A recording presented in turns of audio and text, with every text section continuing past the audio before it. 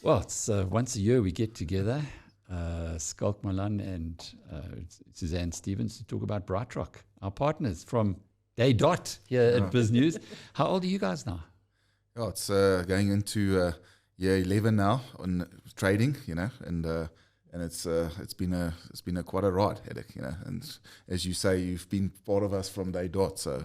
And such a privilege for us to be together on this way with BrightRock. And I guess if you look back now, so you've had the 10 full years, would you have imagined that you would have been where you are today? In other words, I know you're an actuary and you put everything down to the fourth decimal, but did you sit down and say, year 1, year 2, year 3, by year 10, we're going to be of this size and this kind of impact? In terms of the impact, we always knew, as starting together as a team, coming together, we were going to make an impact. The road that we've traveled was definitely not as it was predicted day one, and I think that's business. You come with new challenges, you come with new opportunities, and we've had plenty of those opportunities come our way, and you bring them in and you make the best of them. So the pathway has been very different to what any of us would have imagined from the start, but the impact that we've made was definitely expected and planned for and worked for. I think every person at BrightRock who started at the start and even joined later on has got a very clear sense of what's our purpose, why are we here. We're here to help people navigate changes in their lives through our products, and that's been consistent and true all the way through. So it's been an unbelievable journey. But Suzanne, you and I go back even further when you were head of marketing at Discovery, and we had a radio show that you were the headline sponsor of. That's right. And then when you left Discovery, I think most marketing people in South Africa must have said, "No, she's got rocks in her head." Leave the best job almost in that field. You look back on it now. I know there's no regrets, and I know that there's no question that you were going to do it, but has it worked out? Oh, absolutely. I mean, I'm always very grateful for all the learnings I had over very many years in a fantastic career in the discovery space. But there's nothing like starting a business, being given the opportunity to have a blank page and to really rethink and reimagine how one could solve some of the challenges and the problems that you see in the industry. And that really was what BrightRock set out to do. I mean, we were very clear from the beginning that we wanted to create a product that allows people to shape the cover around their own individual needs and to do it in a co-created and collaborative way with an advisor. And that sort of thinking and vision was really enabled because we were able to start with new thinking from scratch. And yes, I certainly would never ever look back on this journey. It's been very fulfilling from that perspective. I'm reading one of the Jeff Bezos books. There's many of them, but this is a particularly good one. It's called Bezonomics, and he had an idea from day one, and his idea was day one. Every day is day one. And he was asked at one of the conferences, "Well, what happens on day 2?" And he said, "Then we die." Because we got to think like a startup every day. Yeah. And the other thing was they put the customer at the center of their lives, and everything else tends to flow. Did you guys start with something similar? Yeah, I think the entrepreneurial point for me is hits home because, we all knew we were coming out of, as you mentioned earlier, out of successful jobs, etc. So that entrepreneurial shift required a change in your mindset. Now, you had the blank piece of paper, but you also, you had to make things happen, and you had to grow the business, and it was a privilege, and it was also a big responsibility. So that entrepreneurial mindset was there from day one. It was ingrained, and quite often now, looking back, Alec, you've built up on our individual business, sitting with more than 60,000 clients in the overall over 2 million lives that we insure.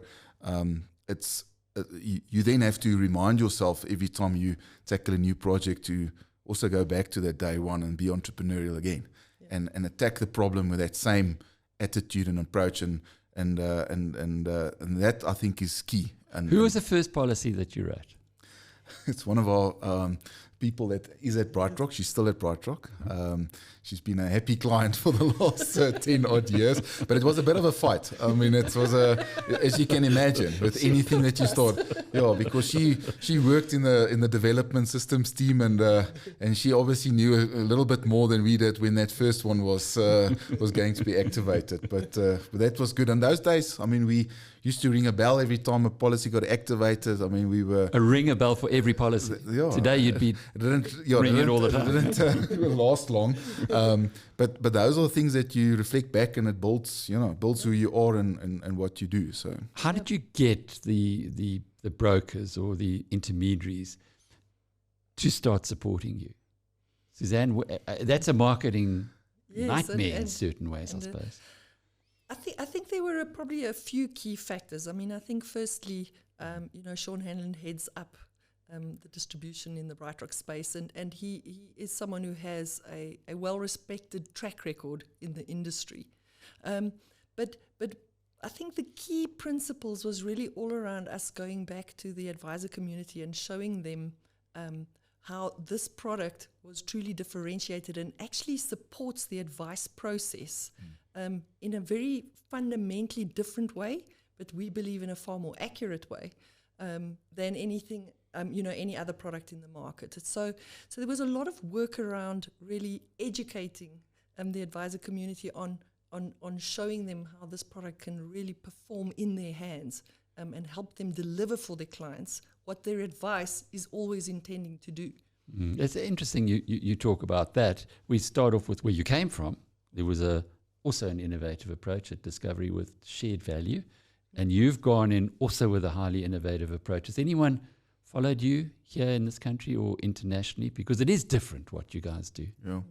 I think the approach of putting the client very much in the center, enabling the advisor to craft and put together a solution, because then use the phrase co-creation has become very much a talking point in financial services. Alec, that principle of consumerism and having products adapt to a client's needs. Now we've done it to a level that every single client that buys a BrightRock policy has got a unique product. They've got their own policy. And what we've seen over the years, a lot of providers in South Africa have taken some of the features, but no provider have managed to completely overhaul their product from end to finish. And as you know, financial services and life insurance, it requires significant investment in systems development and building, and that blank piece of paper is what you need to follow that. Internationally, it's also a big push around consumerism and having products meet the client's needs. And what we've seen, a lot of trends are mostly focused on that, trying to get that distribution angle, to get advisors and get clients closer to the product provider. And our approach has actually been slightly different in that regard. We've actually said the intermediary and advisor performs a key role. Our job with technology and products is actually just to make that discussion so much easier and more appropriate and work for the client.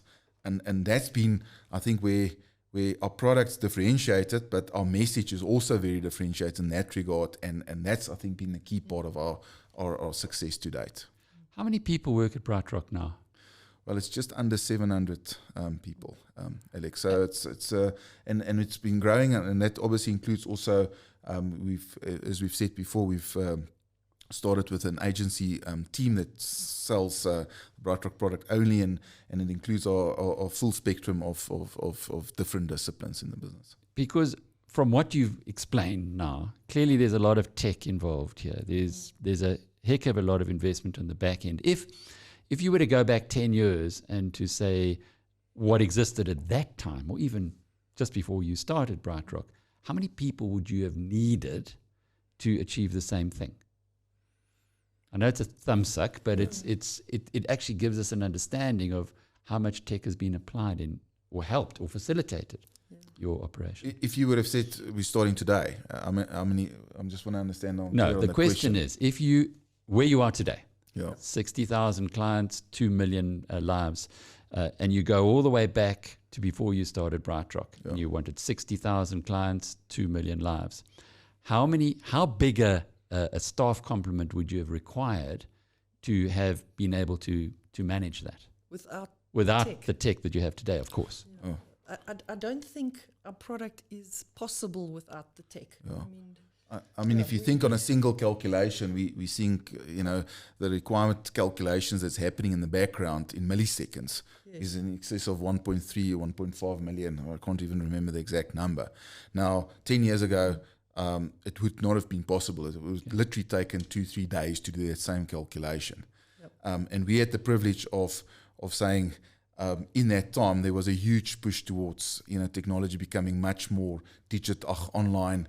I mean, we were able to develop a full platform, our quoting platform, digitally online. So I think those technologies definitely played a big part in allowing us to take this product and to do what we wanted to do. So you wouldn't have even had a product like this. It wasn't possible. We were talking the other day when you were kids, and you how many million gazillion overcountable. This is overcountable number of people to do it. Right. Yes. You've just had your financial year is closed out. Give us what's the highlight when you look back on a financial year. Often when one sees the reports in the media and they talk about headline earnings and growth of premium income, what's the big thing for each of you that you're most proud of from what came out of BrightRock last year? Yeah, I think we can talk about some of the headlines now, but for me, it's more the human side of what took place last year. I think all of us are fully aware that COVID played a huge role or huge part in everybody's lives, and in particular, it hit the life insurance industry for obvious reasons very, very hard from a claims point of view, and BrightRock saw a huge increase in the claims that we've paid, but every single claim that we've paid, we're so proud of that, and being able to support families and help them and walking the talk of what we said all along around our product. And if I talk about the number, or the amount of claims paid, being in excess of 1.2 billion rand for the single year of 2021,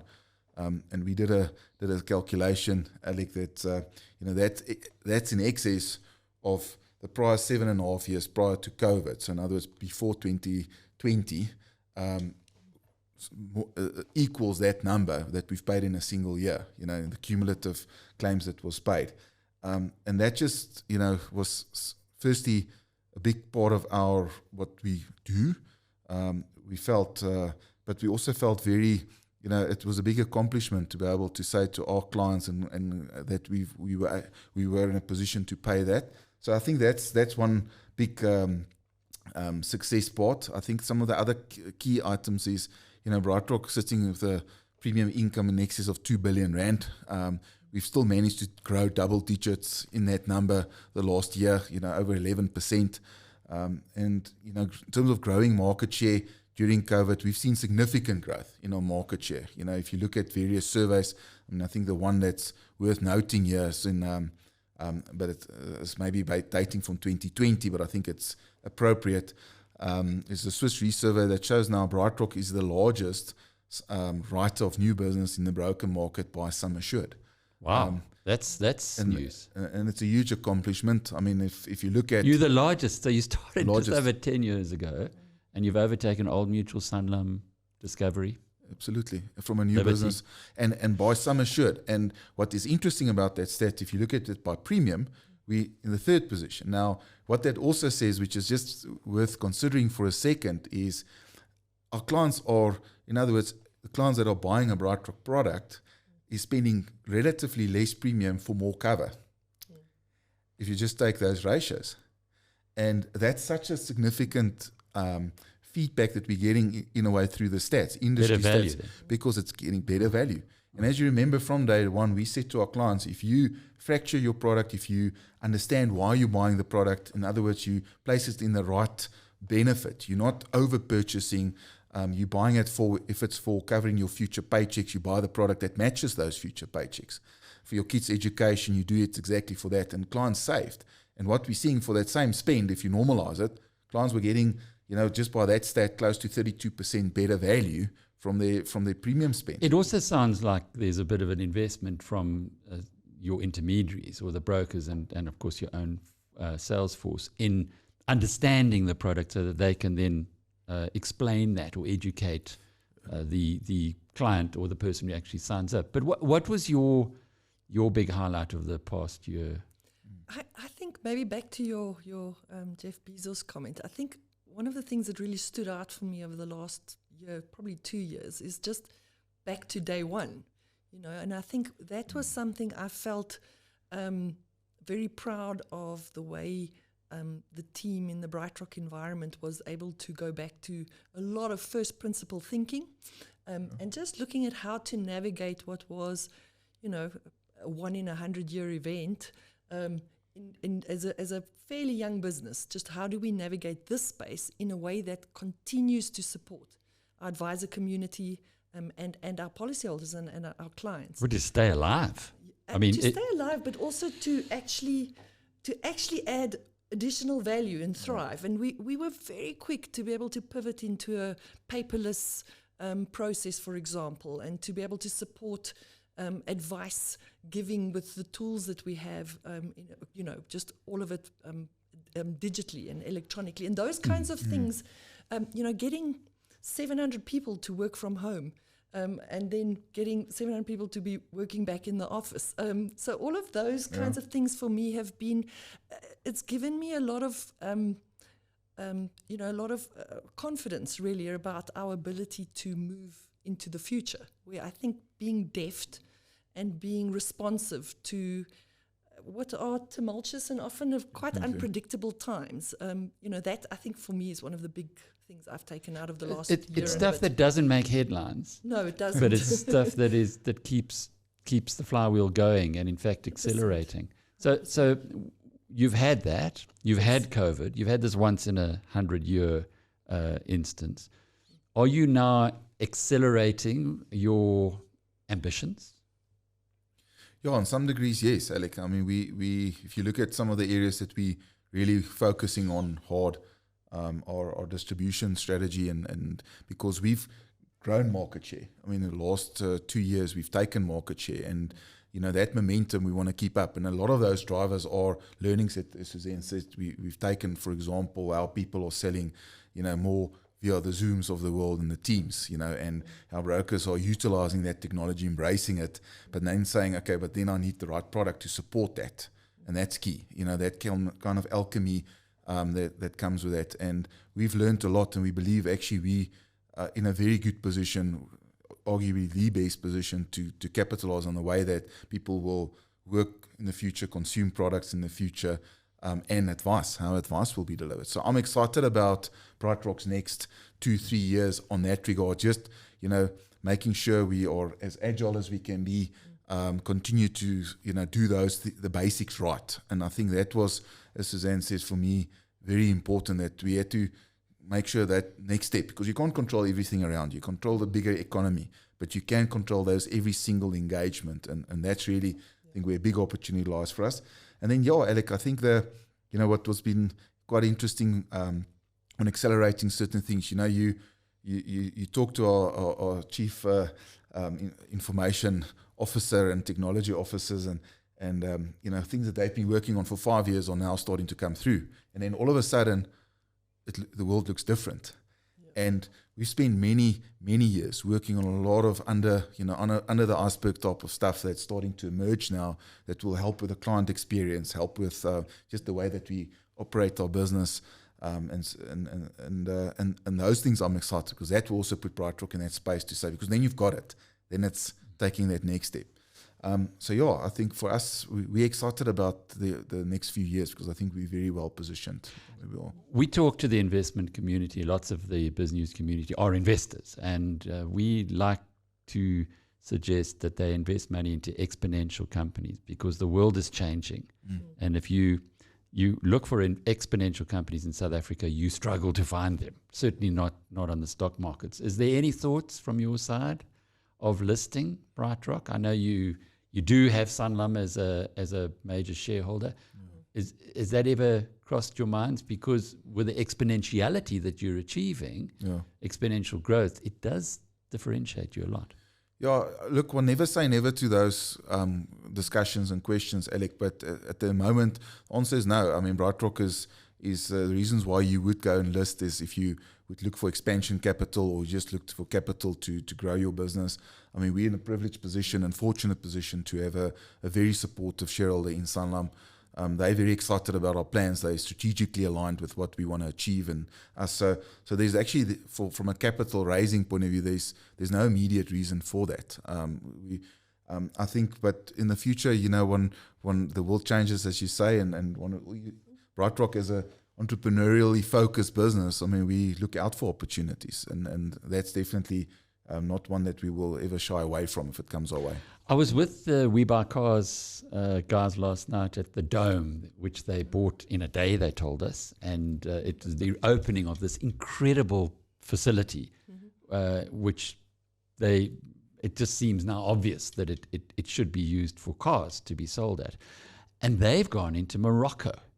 So they've got an Africa strategy, which I was very surprised about, that they'd be looking at that. What about you guys, Suzanne? What's your non-South Africa strategy, if you have one? Well, in the short term, we're not planning to move into other markets. But as Schalk had said earlier, this product and the way that we've approached the thinking around our product is a very exportable concept, and we've got the platforms and we've got the technology that enables it. So we would never say never, but not something on the short term horizon. And we've certainly had many interested international businesses come and knock on the doors and come and have a better look at what we've done and what underpins the BrightRock offering. So the future is very, very sort of rosy still in terms of future opportunities, but not right now. But it's interesting. You're now number one in South Africa on new business through brokers. So you've conquered your market, or certainly you are. Okay, you haven't completely conquered, but you are number one. And in most businesses, they'd say, okay, well, if I've conquered South Africa, there's a whole continent waiting.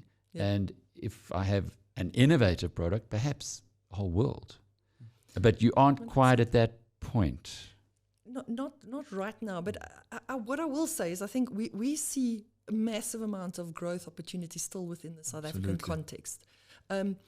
Both in the individual risk product that we've just talked about, but we also operate in the group risk environment, in the employee benefit space, as well as in our funeral business and our funeral assistance space. So we've got a long road still in terms of opportunity in the South African context, and we are not closed to looking at other opportunities broader. I mean, maybe to add to that, Suzanne, I mean, if you look at that market share stat, I mean, BrightRock's by sum assured sitting at just over 18% of that independent broker market. Correct. I mean, there's still a significant amount of work to be done and that we can do, Alec, which, and I think businesses should focus on that, that job at hand. As you say, first might make one to think that, that you're there.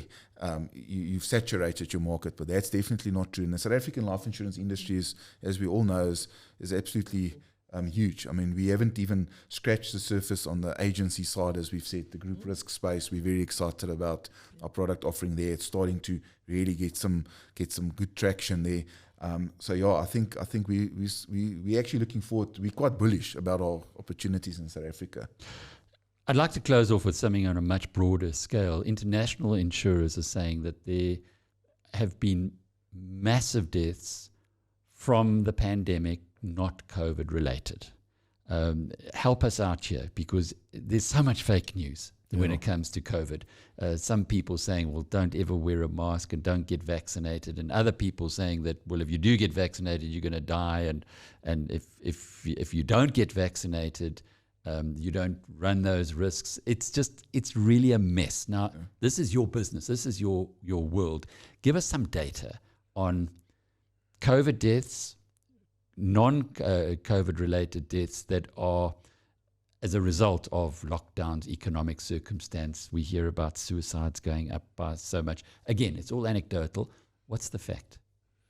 Yeah, if you look at some of our stats, I mean, we saw year on year, 150% increase in claims, from 2021 to 2020, and so the impact was very, very significant. And Suzanne can maybe bench me on the finer details, but the majority of those results were COVID related.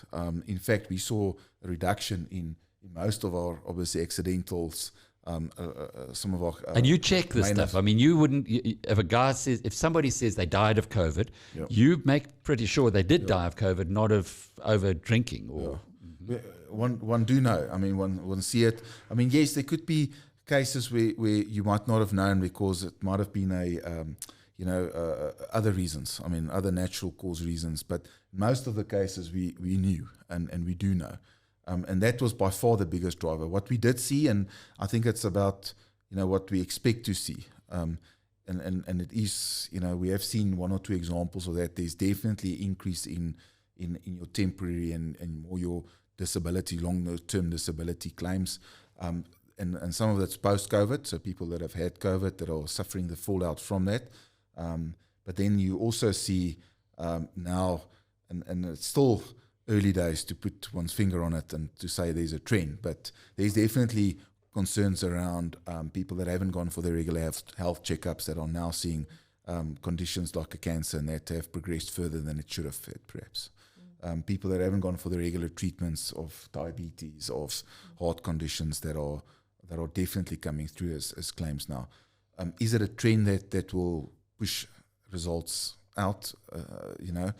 It's too early to say, Alec. But the drivers last year were COVID related. So COVID was very, very serious. Yeah. For those who say it wasn't, I think all the official data it tells us that, but there's still naysayers. No, there's absolutely no doubt. The impact that COVID has had, in life insurance results, if you look at just 150% increase year on year, that's 21 over 2020, which was already an elevated year. There can be no doubt, and we, as you say, we see exactly what is the reason for the death claims that took place. What about lockdown related? And here I'm going to the stats we see from overseas that lots more younger people committing suicide, etc. Has that had a blip here in South Africa? Has it affected the numbers really? We haven't seen a statistically noticeable shift in that aspect of the data. I have followed the news, particularly around mental health of South Africans, and that we are, that South Africans have suffered as a result of the last 2 years, in line with what's happening globally. But it hasn't manifested in our claims data at this point. And when you look ahead now, with COVID behind us, and it appears to all intents and purposes that the pandemic has burnt itself out. How is that going to affect your bottom line and obviously other insurance companies' bottom line into this year and next? Yeah, so a lot of work's currently being done, Alec, around, we've now had Omicron. I mean, expectations are of a fifth wave, as we know, potentially sixth wave, and I think, the educated guess, because it's a lot of guesswork, it's very hard to firmly predict, is that there might be spikes in infections, but the impact around mortality and severe morbidity would start to peter out and reduce. And that, if I look at long term, there's definitely going to be insurers looking at a long term, be it allowance more for pandemics in an explicit manner in the way that they price and the way that they underwrite going forward, underwrite assessing the risk of a client. And a lot of work's being done with insurers' collaboration with their worldwide reinsurance partners. There will be, in my view, a view of, if we go through a pandemic and another one in 100 years, we will be better prepared as an industry. We will have better allowance, better reserves built up. And having said that, the life insurance industry was amazingly well prepared, because, if you think about how we are as insurers are being required to hold capital, insurance industry was more than double what is the Prudential Authority requires us to hold capital. And there was a slight reduction. I think the average in the industry dropped from 2.11 to 1.97, which shows we've got a very, very robust life insurance industry in South Africa. And from that, I think that learnings would be made, plans would be made to equip with it even better, more operation in my mind, and in those areas dealing with clients, maybe better and in a more equipped manner. But I can imagine someone sitting there and saying, hang on, your claims went up 150%. You paid 150% more to people who, or to family, to estates who died. How can it have gone down only that little? Do you lay off a lot of the risk? So what BrightRock in particular make use of, I mean, we like any insurer, we have got reinsurance programs. So BrightRock does obviously share that risk. So reinsurance means you take a policy on my life, but somebody else might help to pay for it if I die. So we share some of, exactly. And then, the point of earlier around the regulatory capital requirements and how, actuaries do their day jobs in terms of predicting and projecting and stressing. Because what a key component of life insurance is stressing your balance sheet and testing that 1 in 100, 1 in 200 year event and making sure that you've got sufficient capital for those events. And that's turned out, people have yes, they've dipped in some of those reserves, but they've planned for not necessarily a COVID-19 pandemic per se, but they've planned for adverse events, that 1 in 100 year event, so it's able to absorb it on your balance sheet and work from there. And then, I think BrightRock's been very conservative, I think, Alec, in all the years as a relatively young business. We've made sure that our balance sheet is adequately, funded. And I'm very confident. I mean, the fact that we came through last year, we're as strong as ever. In fact, we're looking to grow, as we've said earlier. So for us, it was a good test of the business. And we've really delivered exceptionally well. Very briefly, what keeps you awake at night? Business sense. But I was going to ask. No, I think, Alec, for us, it's always going to be about evolving, as Schalk said, how our offering in terms of the client experience. And that's part of where my energy and focus lies within the business. So those are the things that I really do spend a lot of my energy focusing on. And you, Schalk? Yeah, I think the big thing for us is that next adventure that we're tackling. And do we have, Suzanne spoke about the culture and galvanizing people. And if we get tested, can we go back to those entrepreneurial roots and start that next adventure in the same manner and excitement and focus? And that does keep me awake at night. How do we make sure organizations ready for that? Day one. Day one. I like that.